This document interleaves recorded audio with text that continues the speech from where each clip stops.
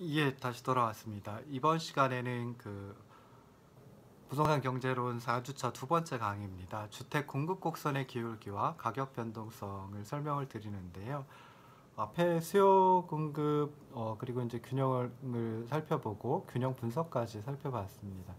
균형 분석은 그래도 1학년 때 뭐 경작 입문이나 경작 원론 시간에 들어보셨을 테니까 그리 어렵지는 않으셨을 겁니다. 근데 이번에 설명드리는 주택 공급 곡선의 기울기와 가격 변동성은 이제 그래프를 두 가지를 가지고 한꺼번에 설명을 드려야 되거든요. 그래서 조금 어려워하실 수도 있을 듯 싶습니다. 먼저 이제 생각해 볼 수 있는 게 주택에 대한 수요가 증가할 경우 그때는 균형 가격이 상승을 한다라고 아까 말씀을 드렸죠. 근데 공급이 얼마나 신축적으로 반응하는가에 따라서 이 균형 가격의 상승의 폭이 좀 달라질 수 있습니다. 그래서 그 부분을 갖다 설명을 드려야 되는데요.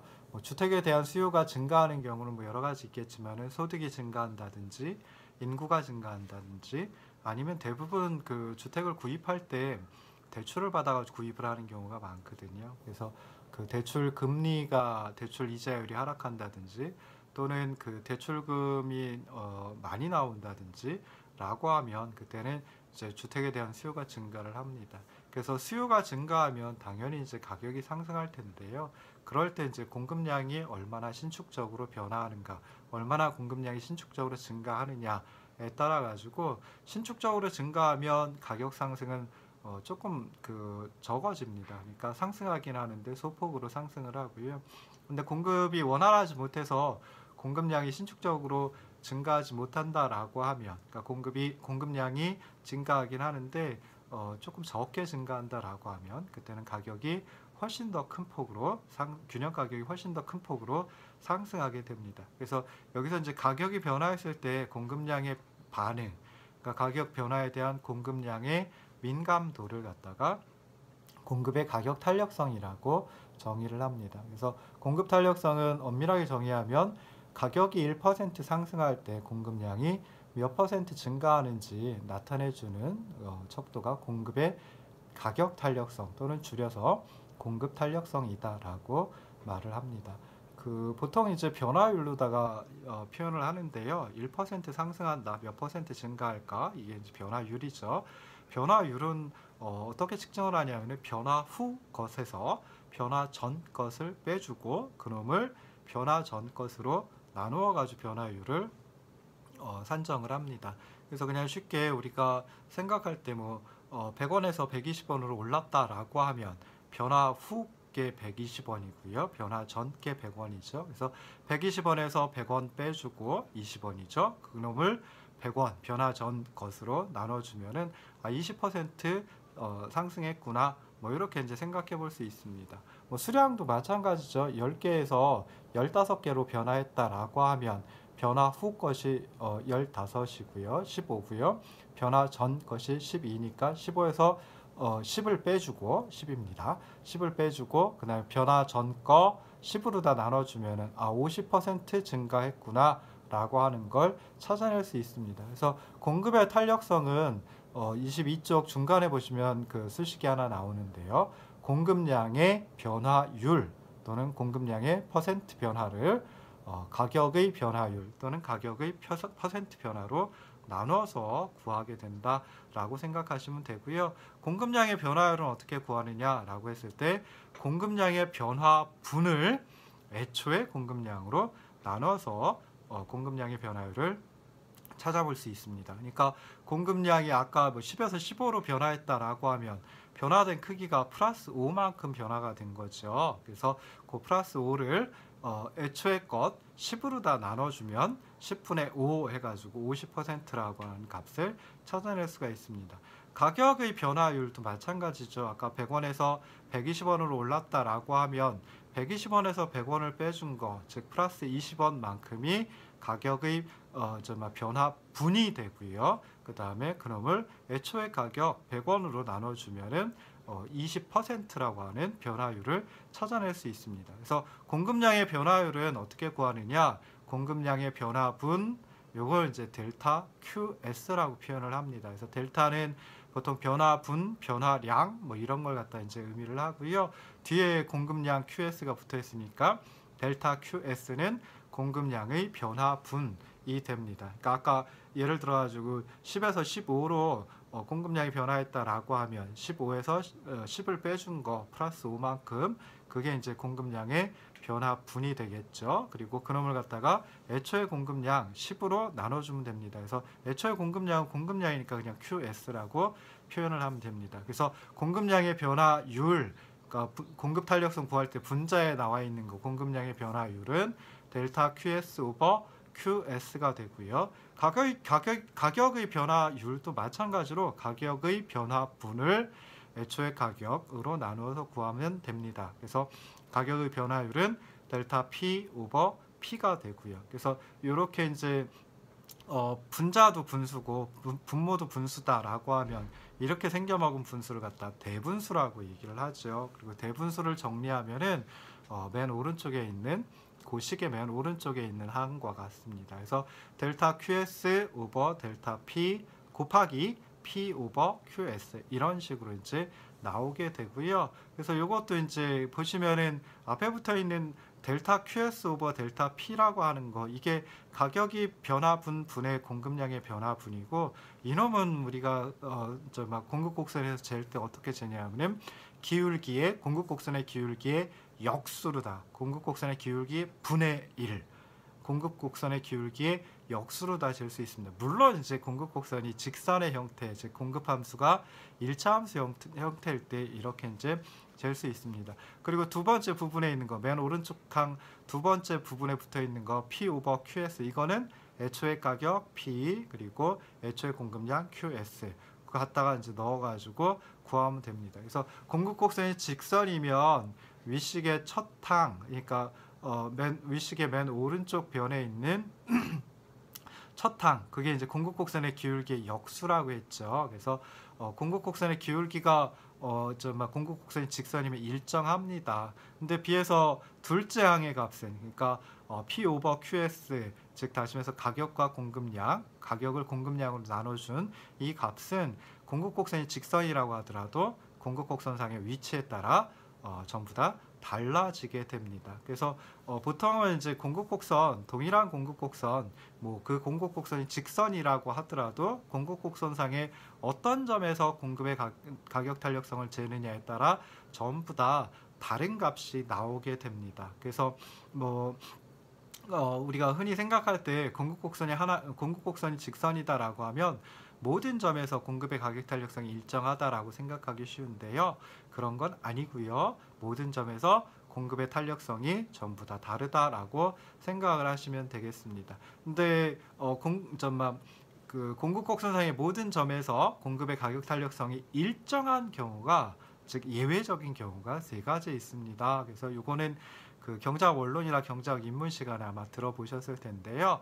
공급 곡선이 수직선의 형태이다 라고 하면 그때는 모든 점에서 공급 곡선상의 모든 점에서 공급의 가격 탄력성이 0이 됩니다. 그리고 공급 곡선이 수평선의 형태이다 라고 하면 그 공급 곡선상의 모든 점에서 공급의 가격 탄력성은 무한대가 됩니다. 그리고 이제 공급 탄력성이 1보다 크면 탄력적이라고 표현하고요.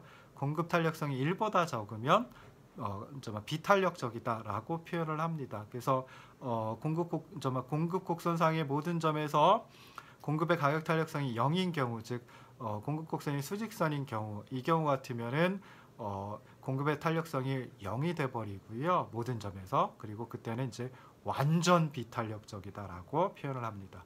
거꾸로 공급 곡선이 수평선의 형태이다라고 하면 공급 곡선상의 모든 점에서 공급의 가격 탄력성이 무한대가 돼버리고요. 이 경우는 완전 탄력적이다라고 얘기를 합니다. 그래서 우리가 흔히 수평선에 가까우면 탄력적이다, 보다 더 탄력적이다라고 표현을 하고요. 수직선에 가까우면 보다 더 비탄력적이다, 뭐 이렇게 이제 표현을 하기도 합니다.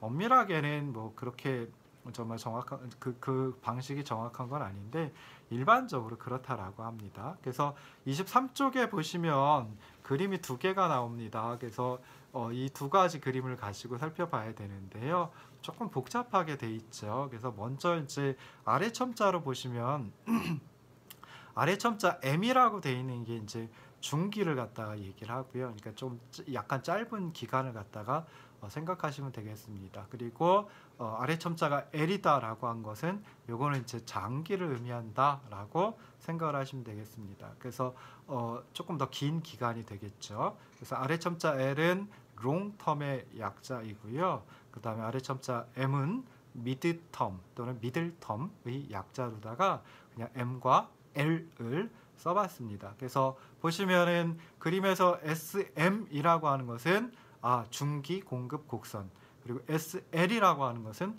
장기 공급 곡선이라고 생각하시면 좋겠습니다. 근데 아래 그림에 보면은 또 SM 프라임 그리고 SL 프라임이라고 되어 있는데요. 그냥 요거는 좀 더 탄력적이냐 덜 탄력적이냐 그걸 비교하기 위해서 프라임을 갖다 붙여봤습니다. 그래서 위에 있는 그림 SM에 비해서 아래쪽에 있는 그림 SM 프라임 공급 곡선은 조금 더 수평선에 가깝죠. 그래서 SM 프라임이라고 하는 공급 곡선이 SM이라고 하는 공급 곡선보다 좀 더 탄력적이다라고 생각하시면 되고요. 마찬가지로 장기 공급 곡선 SL과 SL 프라임을 비교해 보셔도 SL 프라임이 수평선에 조금 더 가깝습니다. 그래서 SL과 SL 프라임 중에 둘 다 장기 공급 곡선이긴 하지만 어떤 게 더 탄력적이냐? SL 프라임이 더 탄력적이다. 라고 생각을 하시면 되겠습니다. 그래서 윗그림하고 아랫그림 비교해 보시면 이제 공급 측면의 차이가 있는데요.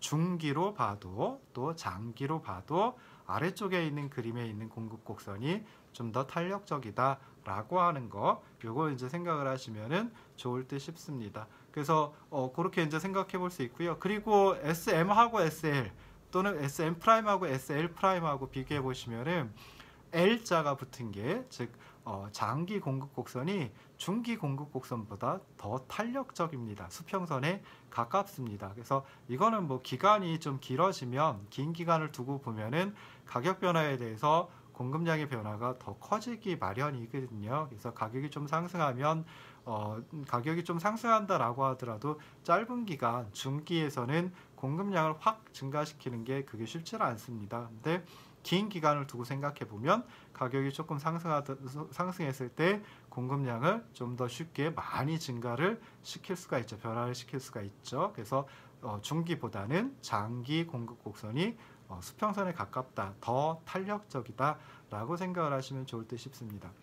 자, 두 그림 모두 애초의 균형은 애초의 수요 곡선 D0와 그리고 중기 공급 곡선 SM 또는 SM 프라임, 그리고 장기 공급 곡선 SL과 SL 프라임이 만나는, 그러니까 세 곡선이 만나는 이 제로점이 애초의 균형점입니다. 그리고 새로운 균형점은 이제 E1과 E2 또는 E1 프라임과 E2 프라임 해가지고 두 가지가 나오는데요. 이 두 가지는 E1과 E 프라임은 중기적으로 변화된 균형, 중기적으로 새로운 균형이다라고 생각을 하시면 되고요. 그 다음에 E2점과 E2 프라임은 E2 프라임 점은 장기적으로 새로운 균형점, 장기적으로 변화한 후의 균형점이다라고 생각을 하시면 되겠습니다. 그러면은 쉽게 생각해가지고 E0점에서 E1점, E2점으로 이동하고 E0점에서 E1 프라임점, E2 프라임점으로 이동한다라고 생각을 하시면 좋을 듯 싶습니다. 그래서 먼저 윗그림에서 보시면요. 자, 윗그림에서 애초의 균형은 E0점인데요. 자, 이 경우에 수요가 증가했다. D0에서 D1으로 수요가 증가했다라고 하면 중기적으로는 어떻게 변화할까? 장기적으로는 어떻게 변화할까? 살펴보고자 합니다. 중기적으로는 당연히 중기 공급 곡선 SM과 그리고 새로운 수요 곡선 D1이 만나는 이 원점이 중기에 있어서의 균형점입니다. 즉 다시 말해서 가격은 애초의 균형 가격 P0에서 새로운 중기 가격 P1으로 꽤 많이 상승을 하고요. 대신에 거래량은 애초의 균형 거래량 Q0에서 중기적으로 새로운 균형 거래량 Q1으로 매우 적게 증가를 합니다. 근데 이 경우에 이제 시간이 좀 흘러가 가지고 중기가 아니라 장기가 돼 버린다라고 하면 그때는 장기 곡선 공급 곡선 SL과 그리고 새로운 수요 곡선 D1이 만나는 E2점이 장기에 있어서의 새로운 균형점이 돼버립니다. 즉 다시 말해서 균형 가격은 P0에서 중기적으로 P1으로 상승했다가 장기적으로 보면 P2로 낮아진다 라고 생각을 해볼 수 있습니다. 물론 뭐 애초에 균형 가격 P0보다는 더 높지만 그래도 중기적으로 새로운 균형 가격 P1보다는 조금 더 낮은 수준으로 떨어집니다. 자, 그 다음에 균형 거래량은 애초에 균형 거래량 Q0에서 중기적으로는 Q1으로 조금 소폭 증가를 하는데 장기가 되면 이제 이 투점에 대응하는 균형 거래량 Q2로다가 꽤 많이 대폭 증가한다 라고 생각해 볼 수 있습니다. 그래서 이런 경우 같으면은 즉 다시 말해서 중기 장기 공급 곡선이 아래 그림에 비해서 조금 더 덜 탄력적인 거죠. 조금 더 비탄력적인 경우죠. 살펴봤습니다. 밑에 있는 그림 두 번째 그림은 이제 중기든 장기든 공급이 조금 더 탄력적인 경우, 그래서 수평선에 가까운 경우라고 했죠. 여기서도 수요가 변화를 하는데요. 수요가 D0에서 D1으로 변화한다, 증가한다 라고 하는 경우를 살펴봤습니다. 그래서 위에 있는 그림하고 밑에 있는 그림하고 D0, D1의 그 위치가 똑같습니다. 그래서 똑같은 크기로 수요가 증가한 경우, 자 먼저 아래 그림에서 보시면은 자 중기적으로는 어떻게 변화할까? 당연히 애초의 균형점은 애초에 수요 곡선과 그리고 중기 장기 공급 곡선이 만나는 SM 프라임, SL 프라임이 만나는 이 제로점이 애초의 균형점이었고요. 그 다음에 새로운 중기 균형점은 어떻게 되느냐? 그 중기 공급 곡선 SM 프라임과 새로운 수요 곡선 D1이 만나는 E1 프라임점이 새로운 중기 균형점이 됩니다. 균형 가격은 P0에서 P1 프라임으로 상승했고요. 그 다음에 균형 거래량은 Q0에서 Q1 프라임으로 중기적으로 증가를 했습니다.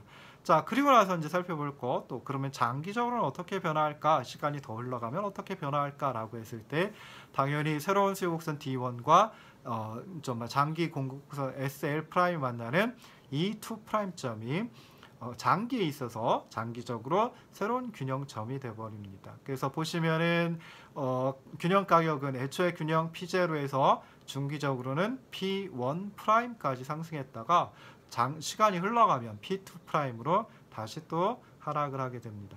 균형 거래량은 애초에는 Q0였는데 이게 중기적으로 Q1 프라임으로 증가했다가 그리고 또 장기적으로는 Q2 프라임까지 증가를 하게 됩니다. 그래서 이 두 그림을 보시면은 자, 중기든 장기든 윗그림에서 균형 가격이 더 많이 상승을 하고요. 그 다음에 균형 거래량은 아래 그림에서 더 많이 중기든 장기든 더 많이 증가합니다. 이걸 요약해서 한마디로 이제 설명을 해보면은 공급이 탄력적일수록, 즉 아래 그림 얘기입니다. 그래서 공급이 탄력적일수록 수요 증가에 따라서 균형 가격은 조금 덜 상승하고 균형 거래량은 조금 더 증가한다 라고 생각해 볼 수 있습니다. 그래서 우리가 주택시장이든 부동산 시장에서 물론 거래량도 중요한 척도이긴 하지만 지표이긴 하지만 가격을 주로 이제 얘기를 많이 하죠. 그래서 여기서 보시면은 수요가 증가함에 따라서 균형 가격이 얼마만큼 변화할까라고 하는 것은 결국 공급의 탄력성에 달려 있다라고 하는 걸 설명드린 겁니다. 그래서 공급이 더 탄력적이다라고 하면 균형 가격은 소폭 상승하는데 그치지만 공급이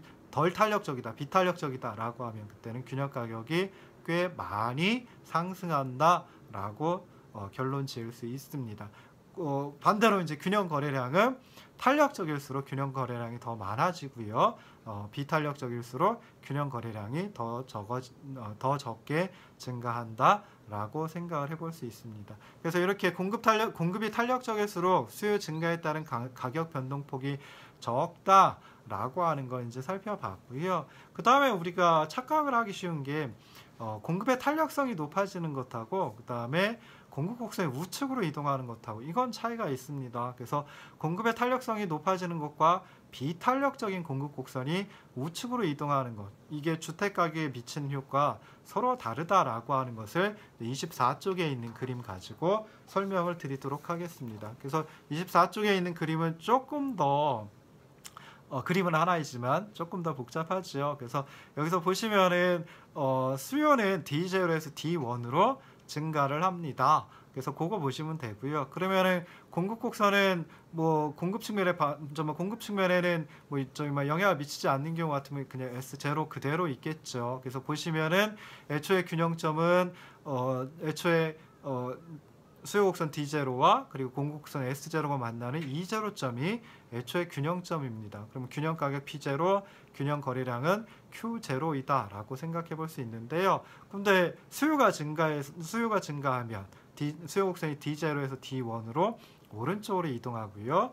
그리고 뭐 공급 측면에 아무런 변화가 없다라고 하면 공급 곡선 S0 그대로 가지고 하시면 되겠죠. 그래서 새로운 수요 곡선 D1과 공급 곡선 S0가 만나는 이 원점이 요게 이제 새로운 균형점이 됩니다. 그래서 그냥 시장에 맡겨놓는다라고 하면 균형 가격은 P0에서 P1으로 꽤 많이 상승을 하고요. 그다음에 균형 거래량은 Q0에서 Q1으로 소폭 증가하는데 그치게 됩니다. 근데 여기서 그냥 가만히 있는다라고 하면 그러면 좀 약간 가격이 많이 높아진 상태니까 좀 정부가 욕을 먹을 수도 있겠죠. 그래서 정부가 인위적으로 개입을 한다. 즉 다시 말해서 주택의 공급량을 증가시키는 정책을 통해 가지고 시장에 개입한다라고 하면 그때는 어떤 상황이 벌어질까라고 하는 걸 공급 곡선 SG 가지고 생각을 해보도록 하겠습니다. 여기서 G는 이제 가버먼트 정부 약자를 갖다 의미를 하고요. 정부가 개입한 후에